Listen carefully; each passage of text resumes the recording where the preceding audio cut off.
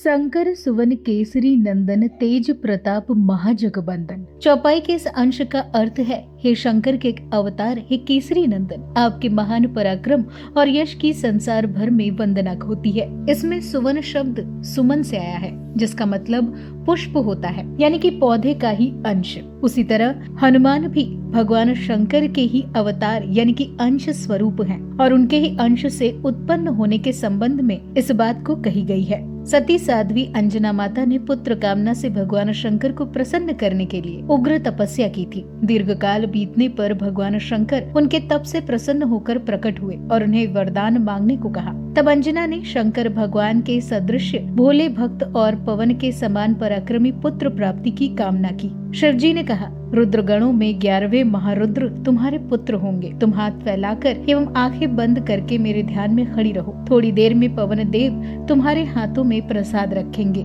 उस प्रसाद को खाने से निश्चय ही रुद्रावतार परम तेजस्वी पुत्र रत्न तुम्हें प्राप्त होगा।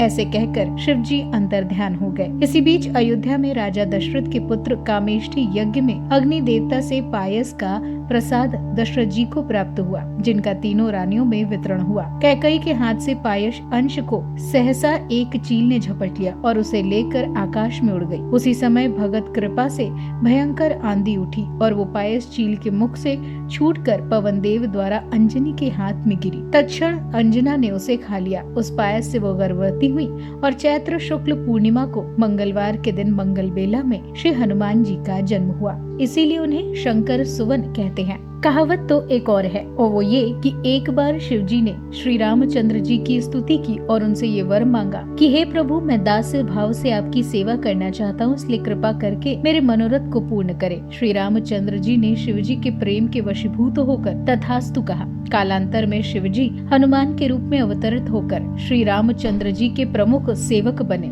इस विषय में गोस्वामी तुलसीदास जी का मत है कि जे ही शरीर रति राम सो सोई, आदर ही सुजान, रुद्रदेह तजी नेहबस वानर भे हनुमान, जनि राम सेवा सरस समुझी करब अनुमान, पुरखा ते सेवक भय हरते भे हनुमान। यह शरीर का धारण करने से श्री राम के प्रेम और उनकी सेवा हो सके, वही शरीर आदरणीय है। ऐसा ही विचार कर श्री राम सेवा का रस लेने एवं श्री राम की अनन्य भक्ति के आनंद का अनुभव करने भगवान शंकर रुद्र रूप में श्री राम के अनन्य सेवक हनुमान बन गए।